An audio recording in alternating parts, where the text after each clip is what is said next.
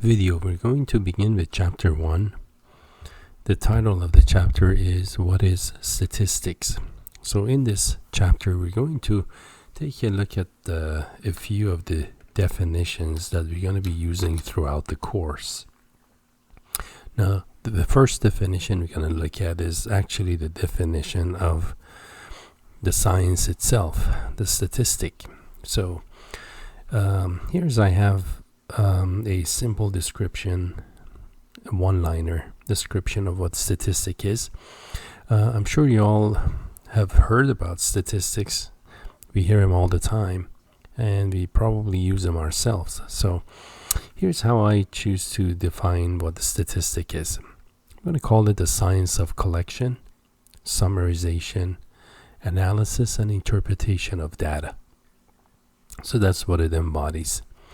So pretty much what happens is initially we need to collect information for some phenomena or for some characteristic under investigation. Once we collect this information, we need to somehow summarize it depending on the data type. And then the next step is the analysis of summarized data. And once the analysis is completed, we would like to be able to interpret that data and possibly answer the questions that may have risen by the research. So our first term here is population, the term population. Now when we mention the word population, we are not necessarily talking about people. We could be, but in our work, a population is simply the collection of all possible scores, values, or measurements on a variable. Okay. Now, what is a variable? The variable is the characteristic that we are investigating about. So here I have some examples of variables. For example, the GDP for a given quarter or a given year. The unemployment rate could be weekly, monthly, quarterly, and whatever. And another example would be annual income. And of course, there are countless others. And these are just some of the examples I made up. So these are the variables of our interest. And then our next definition is that of data. With data, we're talking about any information that's collected on a variable usually produces our data. And then we talk about parameters. Parameters are going to be numerical values that we obtain from the population. Okay, now what do we mean by these numerical values? These are typically like common measures of central tendencies such as averages, medians, deviations, correlations, anything that we calculate for the population, that is for the whole. Now, because we don't have access to the population, so what happens is typically these parameters are unknown. And if they are unknown, that means they need to be approximated or estimated. So how are we going to do this? Well, we're going to approximate or estimate parameters through statistics. Okay, so the statistic here, this is different kind of a statistic that was up here, right? That was the science. This is another use of a statistic here as a noun. A statistic is going to be for us any numerical value that we obtain from the sample. So notice the definition mimics that of the population. Very similar, right? One is obtained from the population, one is obtained from the sample. And what is a sample? Of course, we all know that a sample is a representation of the population, right? A subset of the population. So here in my circle here, suppose all of these dots are the measurements in the population, countless number of dots. And then I've selected a segment of that population, a subset of it, if you will, that represents the population, and that would be the sample. Now, what we would like to do in our work is we like to infer from small to the large. That's what we would like to do. Now let's take a look at the variable types. Remember, the variables are characteristics that we investigate. So there are two general types of variables. We have what we call qualitative and quantitative.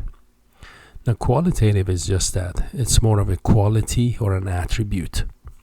So typically qualitative variables are not numerical. They're also called categorical variables. Okay, so again, these are qualities and attributes, and they're not numbers. So for example, industry type. You're in whatever the industry is. Airline industry, textile industry, whatever the industry might be. And the brand of whatever brand we're looking at.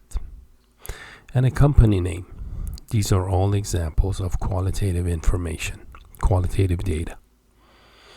Now, quantitative data, by contrast, it's the kind of data where you collect numerical information that's meaningful, and these are often quantities.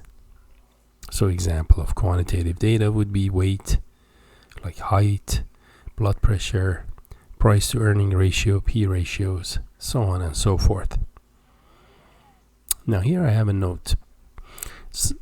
Although sometimes the data that we collect, it looks as if it's numbers, but just because we have numbers or quantification of a variable, it doesn't make that variable quantitative. So for example, let's take a look at, let's say, your student ID with Redlands, or your social security number, area codes on the telephones. To that you can add postal zip codes. Notice all of these are pretty much numbers, right? Number. But these numbers are not meaningful numbers. So for example, if we say that the minimum area code is this, the maximum area code is that, the median area code, the average area code in the county of San Diego is about, 737.9. That would be a meaningful information. I don't think so. So it's really not a meaningful information. So the point being that just because they're numbers, they don't mean they're wholesome numbers. Now, quantitative data. We've got two types of quantitative data. We have discrete and we have continuous. So what are the discrete ones? Discrete ones, the ones that data is in the form of a count or finite value. Okay, so if you look at, for examples that I have here, the hourly wages of an individual in a certain business. Let's say these are the only starting hourly wages. $11.50, $11.75, $12, $12 and a quarter, depending on, let's say, their background experience and so on. Notice, by the way, here that these numbers are not necessarily just counts. For example, 11.75 is not a count. By counts, we mean natural numbers or counting numbers, whole numbers, if you will. So these are the ones I have. These 3 to 12 is a count, but the rest of these, including 12, fall under a more general category of finite values. Okay, so these are going to be discrete. Other example of quantitative data is going to be the number of citations issued in a week, the number of bankruptcies in a quarter. Okay, so these are all counts now, wholesome counts. Now, continuous data is the kind of data where values lie inside of an interval or a continuum. Now, something that my personal experience has been with continuous data is any variable that is measured, such as the ones I have here: distance, height, time, so on. These are all going to be continuous. Okay, so that may be a hint as far as how do I know it's continuous or discrete. Remember, with discrete you have gaps between numbers, just like you see here, as opposed to a range of scores, which is common with continuous variables. So for example, the weight of a person, an adult person, could range anywhere from, let's say, 100 pounds to 500 pounds. It could be any a real number between that interval. It's not limited to a finite value or a count. It could be an irrational number. It could be a non-terminating decimal, and so on. So here I have categorized the variables into their respective categories. We have qualitative variables and quantitative. Remember, quantitative divides itself into two types, discrete and continuous. And what we do to data later on depends on pretty much whether it's quantitative, qualitative. Now, with qualitative data, by the way, there's not a whole heck of a lot we can do. But quantitative data, all of the formulas and everything that gets done with softwares pretty much assumes you have quantitative data, because in a formula you have to put numbers, right? You cannot put attributes in a formula. And so for most parts later on, we're going to work with quantitative data, and even with that, we're going to, for most part, work with continuous data. Now, as far as the data types go, there are nominal, ordinal, interval, and ratio data types. So the most basic kind of data type is nominal, the most basic level, the simplest. Ratio is the most powerful, most complicated. This one is the least powerful, nominal. Nominal data types, these are really labels, and they are qualitative. In fact, the first two of the data types, these two are both qualitative. The latter two are quantitative. So here I have an example of nominal data. Your name, the account type you have at the bank, let's say savings, checkings, IRA accounts, so on and so forth. The models of automobiles, a person's gender. Again, I have 0, 1, but these numbers, I cannot get an average. Say the average gender is 0.5. So this is what nominal gets you. And there's seldom, things we can do with nominal are very minimal at that. So we don't like to have too many nominal information. We would like to work with, as much as possible, with a ratio or interval, the least measure of continuity or continuous variables. Now, ordinal data types are like nominal, except order makes sense. Notice, for example, when I talk about the account types, savings, checkings, IRA, let's say those are the only 3 accounts I have. So ordering them doesn't make a difference. It doesn't really matter whether I have savings first, checking second, and then IRA account third, or I have IRA account first, savings second, checking third. So order doesn't make sense with nominal. Whereas with ordinal, order makes sense. So if I'm looking at, for example, think about the battery sizes. You have your battery size, let's say A, AA, AAA, and they get smaller, I guess, as you add more A's to it. So there is some sense of order, okay, with ordinal data. So my example, I have these bond types, BBB, A, AA, AAA. See those? So these are example of ordinal data. Order makes sense. Now, an A-type bond is better than BBB, AA better than A, AAA better than AA. One thing that's not clear, or I shouldn't say not clear, but it's not definitive, is the distances between these ratings. So as far as, let's say, the credibility of the bond goes, as you go from BBB to A, and A to AA, AA to AAA, those are not the same amount of let's say creditworthiness. So example of ordinal data would be ratings or rankings. So, and here's another example why when we look at them, ordinal data, with ordinal data, distances don't make sense. Order makes sense, but distances are not absolute. And here I explain it with this example I made up. Suppose I have 3 companies, and this is their actual revenue, annual revenue. Okay, and I have ranked these or ordered them from high to low. So rank by revenue, number 1, company A, number 2, number 3. Now if I say the distance from 1 to 2, 2 to 3 each are 1 unit apart, that would make sense. That's not necessarily true in terms of the revenues. You see that? The revenues are not equally distant, right? Look at the difference between revenues of company A versus B. 45 billion. So that the separation of 1 unit in ranking amounts to $45 billion. Whereas the separation of 1 unit on the ranking amounts to only 10 billion on these 2 companies. So usually with ordinal data, we're interested in just the order of them. We don't look at the difference between their rankings or ratings. So we say the distances are not absolute.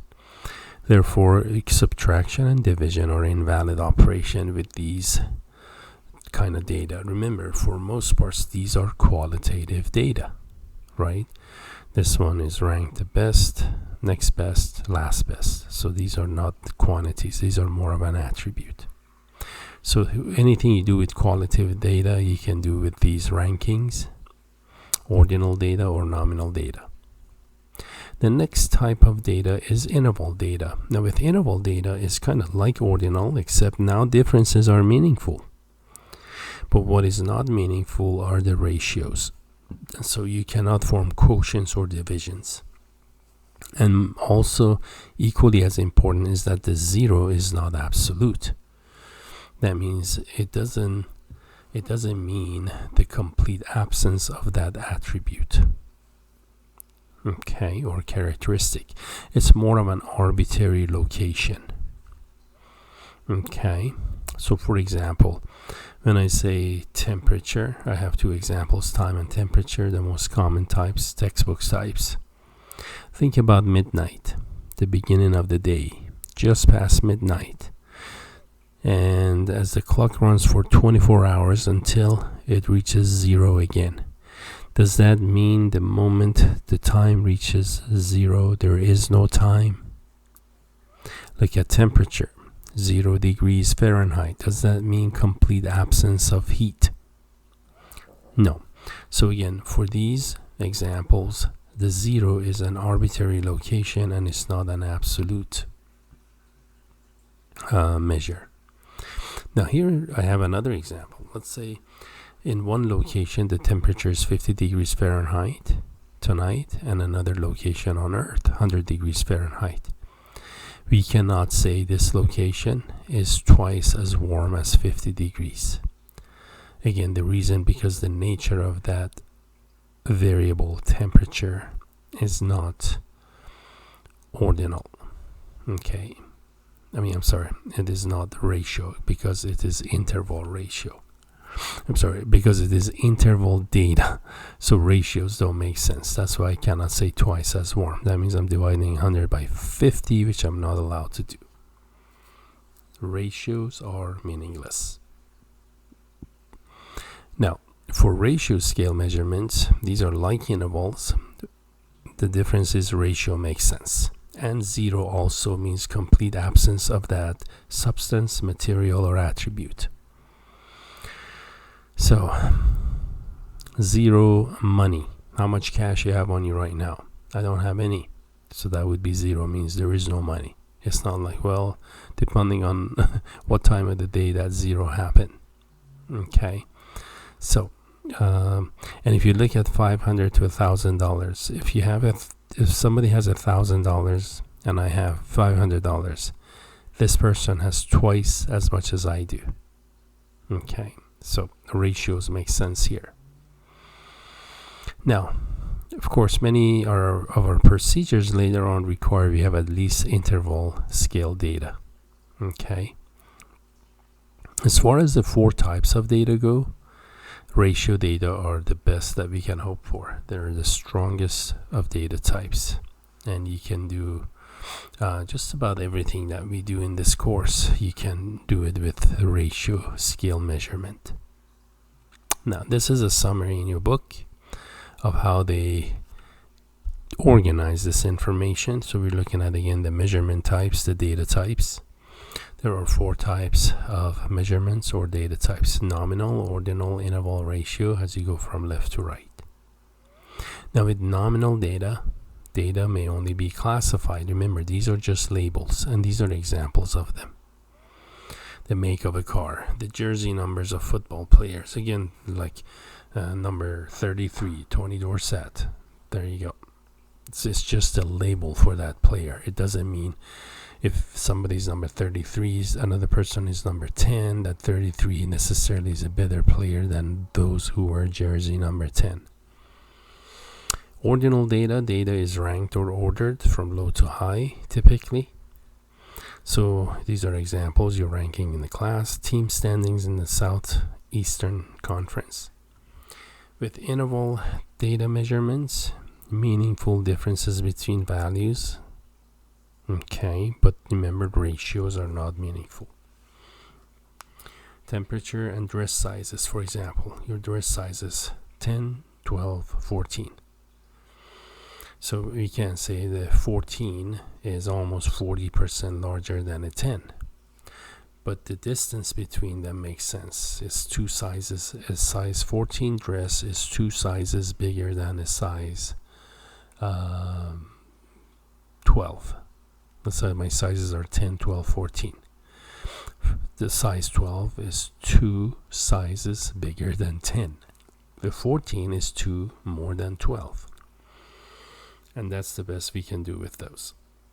Ratio scale measurements. Again, notice here meaningful 0 point, whereas interval 0 is arbitrarily, as in temperature. So we have meaningful 0 and ratios make sense. Example, profits, quarterly profits, yearly, annual profits, whatever. Distance to class. So these are example of this kind of data types. So we really didn't have any formulas in this chapter, right? It's more of definitional and more of terminologies that we had in this chapter. So that's all there is in chapter 1 that we wanted to cover in this lecture. So with that, we are done with this chapter.